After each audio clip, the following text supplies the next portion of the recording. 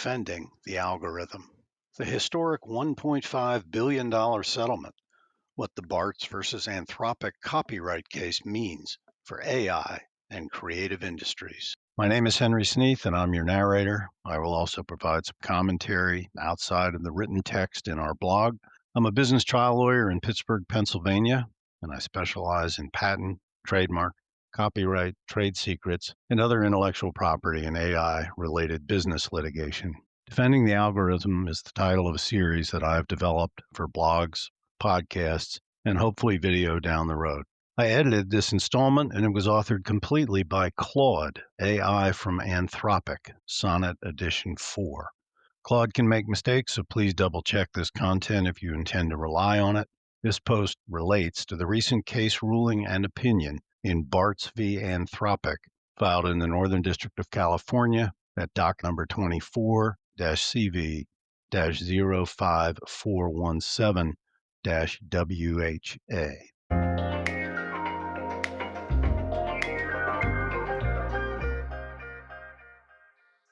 Here's our introduction. The artificial intelligence landscape shifted dramatically this month when Anthropic, the company behind the popular Claude chatbot, which helped with this blog, agreed to pay $1.5 billion to settle a class action copyright lawsuit brought by authors and publishers. This landmark settlement, which is awaiting court approval from Judge William Alsup in the Northern District of California, represents, if it is approved, the largest copyright recovery in U.S. history, and it establishes important precedents for how AI companies can legally use copyrighted material to train their LLM systems. LLMs are large language models, which create the backbone of AI. The massive compute in AI is based on the training of the AI model, models like ChatGPT, Gemini, and Anthropic, Claude, which helped with the blog in editing and writing. The LLMs work by essentially downloading the entire internet as background for the model to apply probability mathematics in an algorithm or mathematical set of instructions to predict the next word in a sentence. AI generates responses to queries by using the data which it was programmed or trained to absorb, and by analyzing the data at blazing speeds to recognize patterns in that massive data, and then it makes the most likely predictions that generate a response to your query. Chapter 1. The Foundational Legal Framework, Judge Alsup's Groundbreaking Ruling. This recent settlement follows up on Federal Judge Alsup's pivotal June 23, 2025 summary judgment decision in Bartz versus Anthropic, which created the first substantive bright-line judicial framework for AI copyright law. Judge Alsup's ruling fundamentally shapes how copyright law applies to artificial intelligence training by establishing a crucial legal distinction between permissible and impermissible uses of copyrighted material. In his fair use analysis, Judge Alsup found that training AI models on copyright works constitutes fair use when the copies are legally obtained. Applying the four-factor fair use test, he determined that the use was quintessentially transformative, which is key in copyright law, because AI systems don't replicate works but instead create fundamentally different outputs. He analogized AI training to, quote, any reader aspiring to be a writer who studies existing works, not to race ahead and replicate or supplant them, but to turn a hard corner and create something different, end quote. This transformative use analysis is particularly significant because it focuses on the AI's ultimate purpose, providing responses to queries, rather than the intermediate copying that is done during the training of the AI LLM model. The decision suggests that courts may view AI training as sufficiently transformative to overcome both the commercial nature of the use and the wholesale copying of protected works, two factors that typically weigh against fair use. And I'll comment just on transformative use. Transformative use here presumably means that while downloading entire copies of books into the LLM database, these books were stored in a way to be used for a different type of output when creating responses to queries. The LLMs and their AI counterparts are looking to predict the next likely word in a given sentence, and they use the training materials from which to determine what is the most likely. That constitutes the transformative use. Fair use, the concept that Judge Alsop applied, is a defense to claims of copyright infringement.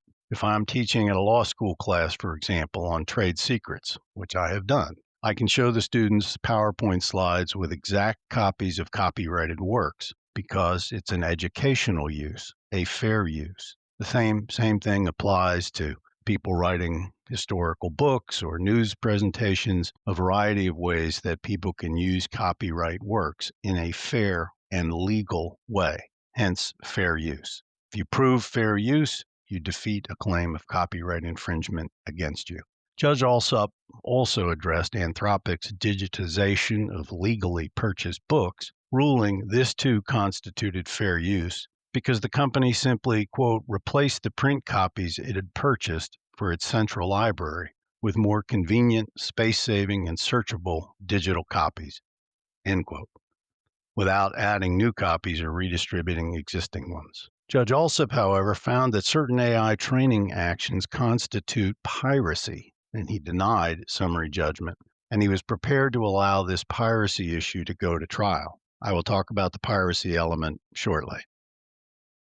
Chapter 2, the four-factor copyright fair use test, which is found at 17 U.S.C. Section 107, which is the federal copyright statute. Under U.S. copyright law, the fair use defense to claims of copyright infringement is determined by evaluating four factors.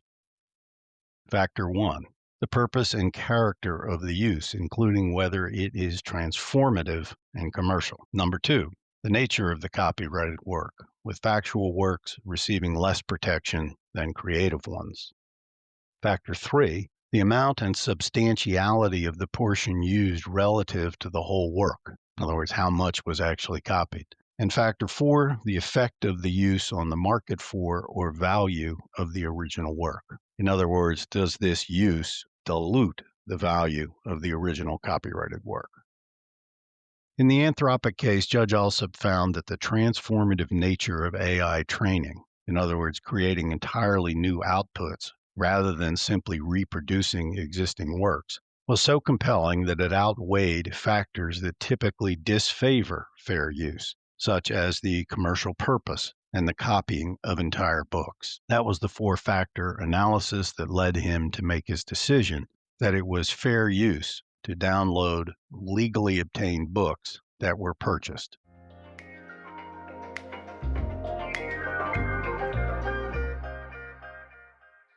Chapter 3, the critical piracy distinction, summary judgment denied. Judge Alsop rejected Anthropic's argument that downloading books from piracy sites like Library Genesis should receive the fair use protection just as the legally downloaded books received. His decision creates a bright line rule that could become central to AI copyright jurisprudence. The fair use defense for AI training depends entirely on lawful acquisition of source materials, according to Judge Alsop's opinion. And if that becomes precedent across multiple jurisdictions, it could become a nationwide precedent.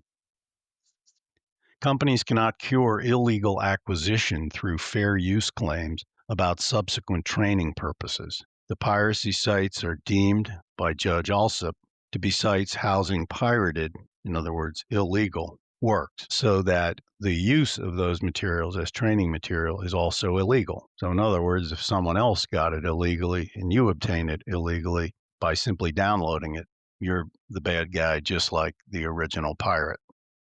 The judge wrote that Anthropic downloaded for free millions of copyrighted books in digital form from pirate sites as part of an effort to amass a central library of all the books in the world to retain forever. He explicitly refused to treat pirated library copies the same as legitimate training materials, allowing the author's piracy claims to proceed to trial. That trial was set for some time later this year.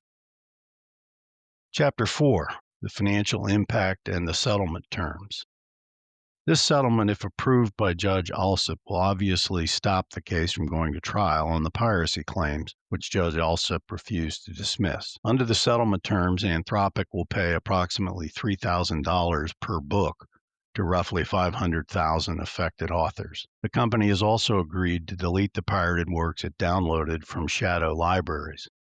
This substantial payout comes at a time when Anthropic recently completed a $13 billion funding round, bringing its total valuation to approximately $183 billion.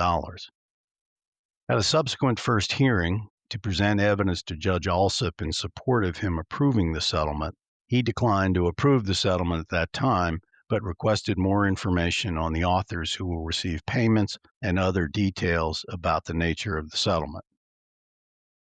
He then had a second hearing just recently and has tentatively approved the settlement, but continues to need some additional information. We will follow the case and deliver another post when the Bartz case is concluded. The settlement sends a clear message to the AI industry about the financial consequences of using illegally obtained copyrighted material. As Authors Guild CEO Mary Rassenberger noted, this historic settlement is a vital step in acknowledging that AI companies cannot simply steal authors' creative works to build their AI. Had Anthropic proceeded to trial on the piracy claims, experts estimated that potential damages could have reached multiple billions of dollars, enough to potentially cripple the company, given that the statutory damages for willful copyright infringement can reach $150,000 per work.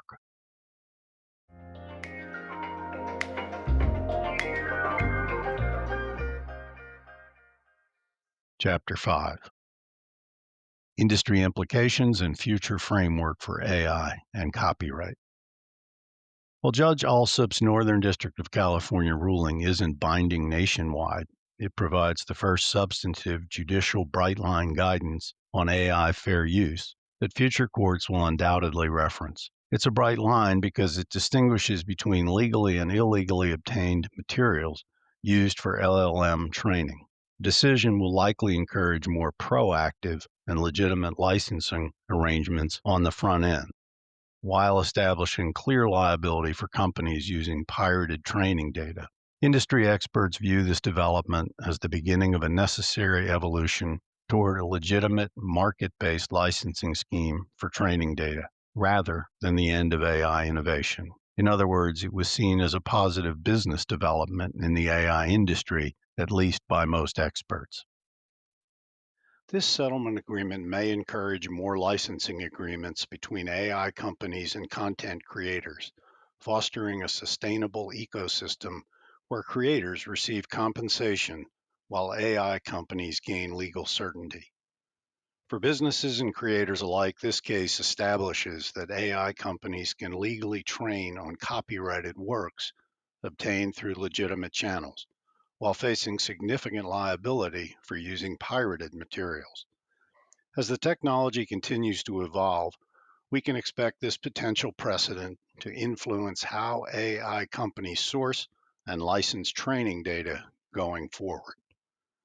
That's all for today. Look for future posts and audio presentations at our website, www.hh-law.com. My thanks to Claude for assistance with this Defending the Algorithm series. Houston Harbaugh's AI and intellectual property team in Pittsburgh will continue to monitor developments in AI and the law. For questions about how these changes may affect your business or creative work, please contact me in our office at my email address, sneathm@hh-law.com, or call me in my office at 412-288-4013. Thanks for listening. See you next time.